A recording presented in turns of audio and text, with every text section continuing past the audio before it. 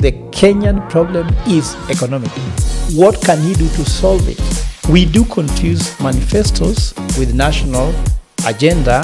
Can manifesto be a national strategy? Kalonzo believes that it's been there. I've been there for long. I was there during Moi. I was there during Kibaki. So it is my time. Gachagua believes that I am here to save Murima.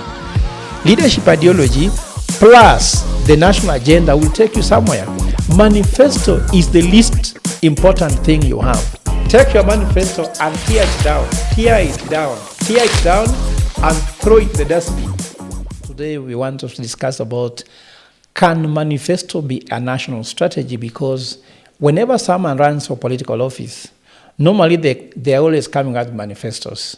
Then the most difficult thing is that citizens wait for them to implement that manifesto. And I can tell you from all the experience we have, we do confuse manifestos with national agenda and also what's called the leadership ideology.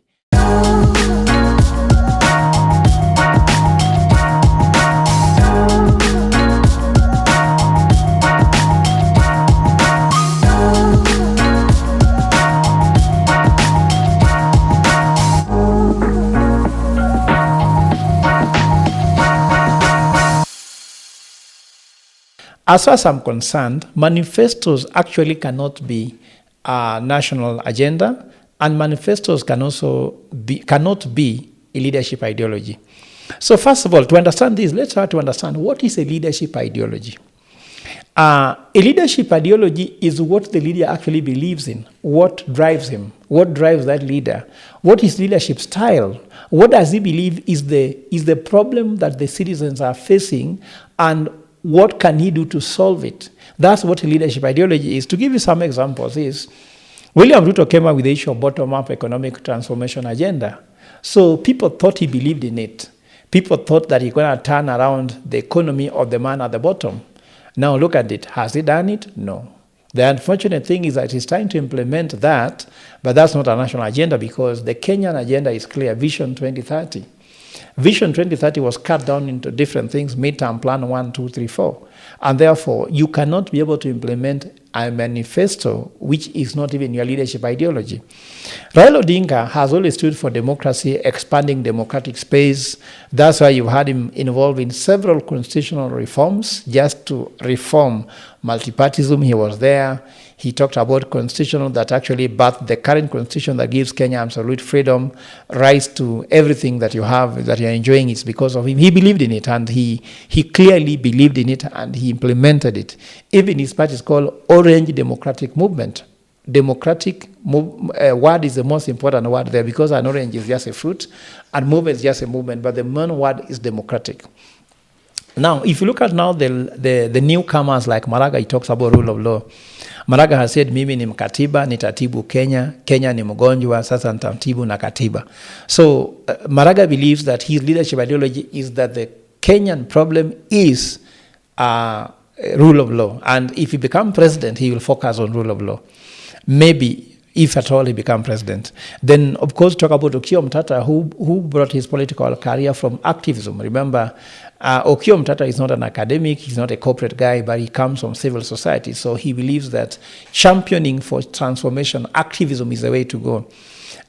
He's not told us about his economic philosophy, he's not told about his governance philosophy, but he believes that we should fight, for example, odious debt, you should be able to fight, for example, corruption, you should be able to fight human rights. So activism is Okiya's, if you like, leadership ideology. You talk about Kalonzo. Kalonzo believes that it's been there. I've been there for long. I was there during Moi. I was there during Kibaki. I was there with Uhuru. I was Kibaki's vice president. So it is my time. So it's time. Kalonzo is about his time. Whatever he wants to do, we don't know, but it is time. So it's one term because it's my time. It's one term because my time has come. And my time has come, so it must be. So that is his leadership ideology. Whether that is good for Kenya or not, it's you to judge. Because I'm not here to judge anybody. Gachagua believes that I am here to save Murima. Mimi ni mtu wa Mount Kenya, I have to fight for Murima. So that is leadership ideology. So every idea will be, how much does that help Mount Kenya? If you want to talk about a shilling for a shilling for a vote, a shilling for a Kenyan, It is about how does we support Mount Kenya. In negotiation will be how many MPs can we get from Mount Kenya. It will be does Mount Kenya get a governor from Nairobi or Mombasa. It will be about how many CSS, PSS can come from Mount Kenya. So that is leadership. It's for him, it's like me, I'm fighting for Mount Kenya. I'm the king of the mountain. I'm the lion of the mountain. So that is the leadership ideology. Matiang'i says, me, I'm going to deliver.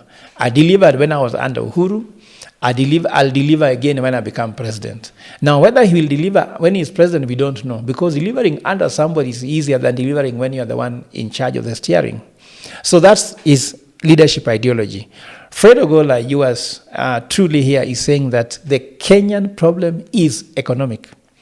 An economic problem needs an economic solution and therefore needs an economist who understands the economy, someone who has been there, who has done that and has evidence for it. So I believe that Kenya needs to evolve, and the evolution here is to evolve so that everybody can get a job. Kenya needs to evolve to prosperity so that we can give a new era to Kenya, an era free from corruption, an era where everybody can get a job, an era which will give birth the golden age for Africa, where all African nations and all African people will live together in peace, prosperity, and competitiveness. That is my leadership ideology.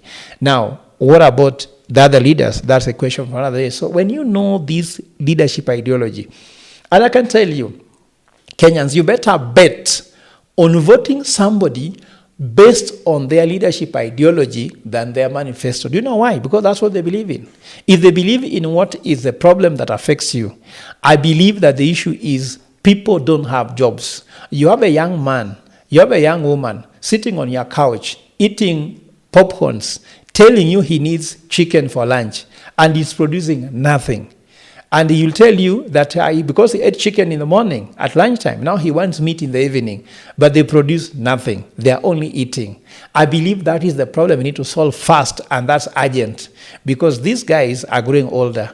Will they retire before they work?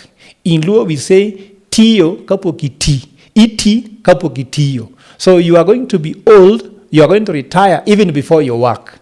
So do you want your children to retire before they work? So I believe that's urgent. That thing cannot wait for. And when you have people working, you'll have a lot of income coming. You can get PAYE. You can be able now to fund free education. You can fund healthcare. So the common denominator is that we must have people working.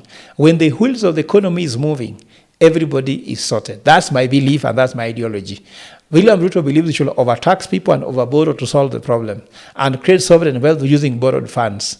And that is his ideology. So you can look for anybody else who can solve the Kenyan problem. Now, if you ask yourself, between these leadership ideologies I've read here, in which hands are you safe? That's what you should be banking on. But now, what's the national agenda? During Kibaki, we came up with Vision 2030. So Vision 2030 painted a picture of where Kenya needs to be by 2030. Kenya needs to be a middle class, middle income economy. And therefore, the leadership ideology you have will be used on how to take Kenya to 2030 and make Kenya a middle income economy. Now, you have been electing leaders. When Uhuru came, it was about save him from the Hague. Did that take you to Vision 2030? No, it didn't. You brought in Ruto, who said bottom up. Did bottom up take you to Vision 2030? It is not taking us there. It comes with other things which are distracting us, like affordable housing, which is just taking us in circles. He's come up with changing the university funding model that is making students not to access university education. He's come up with some scams like SHA, SHI, SHU, which you cannot afford healthcare. So what I'm asking you is that if you believed in a leader who has a leadership ideology plus the national agenda will take you somewhere. But let me go outside Kenya a little bit. In Africa, we have Agenda 2063. That by 2063, we should have a very globally competitive Africa.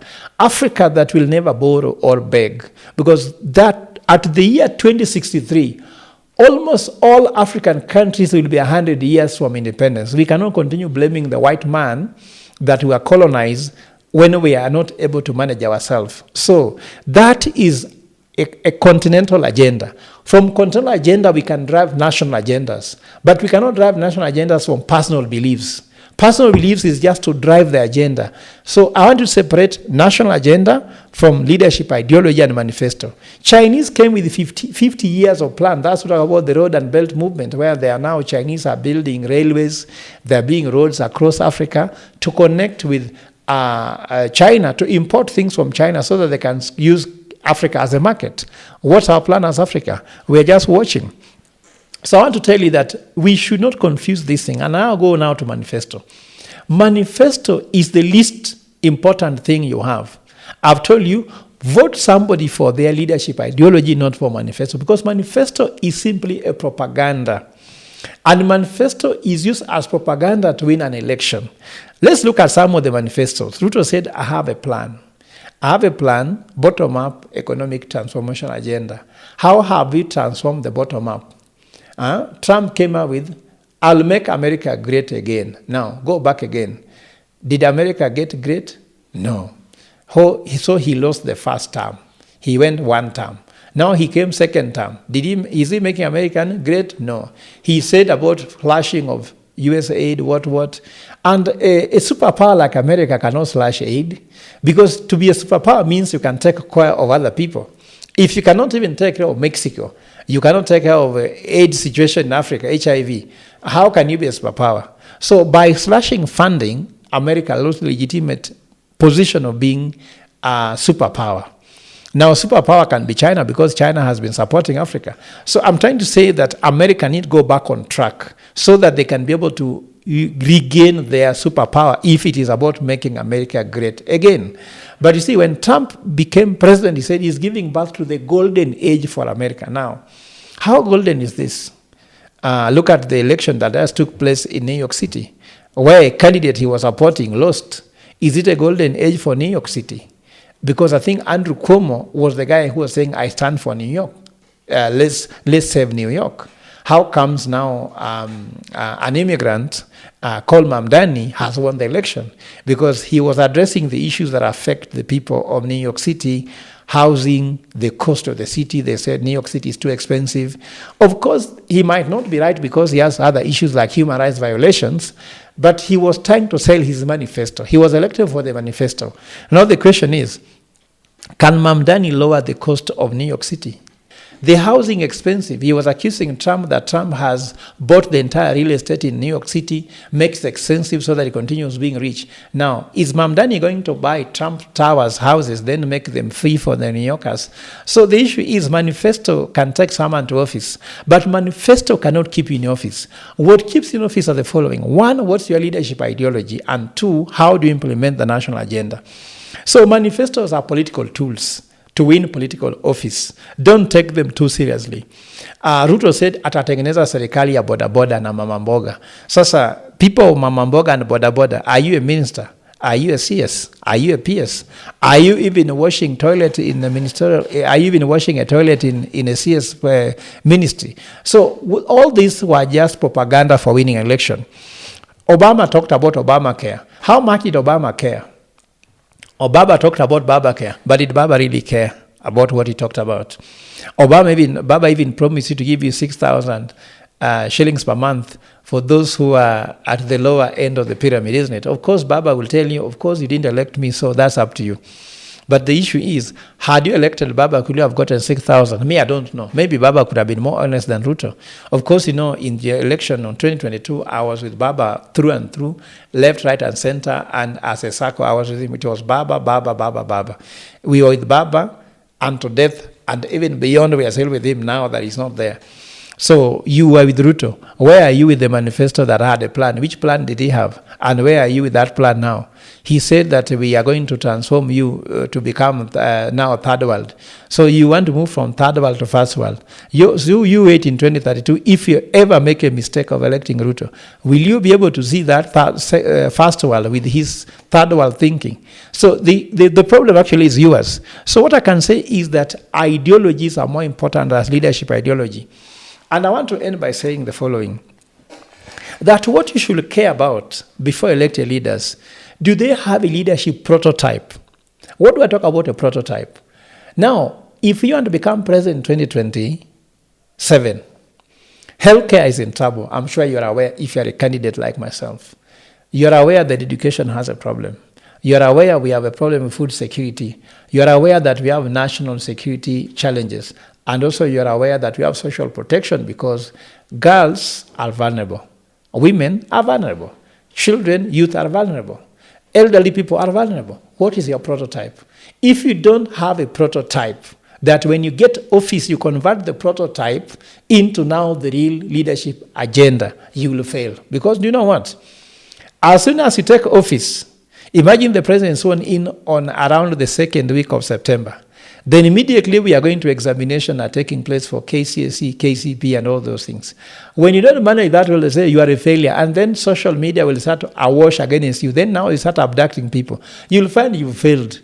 So the best thing to do as a leader willing to run Kenya, develop prototype. Like now, for example, I'm developing a prototype on how to do financing for the SMEs, financing for women and business. And also I've done a prototype now on how to give 100,000 jobs per county using agriculture. So those are my prototypes. Do you have a prototype? And remember that before the election in 2027, I'll be running these programs already because the prototype is there. So you cannot get into office with a manifesto. You rather get to office with a prototype. You know, when you want to take over government, you should almost run a parallel government before you take over government. Of course, I'm saying this because this is what I'm working on. Should I be able to set up a parallel government, I can be able to take over government. But you cannot be running propaganda in social media and mainstream media, then take over government. Because when you get in government, you cannot run propaganda against yourself. You must actually run and deliver to Kenyans using your leadership ideology, which will merge to the national agenda. But manifesto, once reach office, take your manifesto and tear it down, and throw it in the dustbin and focus on service delivery, because manifestos are political tools which are used to acquire political power. There's a difference between politics and governance. Politics is about getting the seat. Governance about service delivery, which should be in your prototype, in your leadership ideology, which is aligned to national agenda. Thank you. God bless you. God bless Kenya.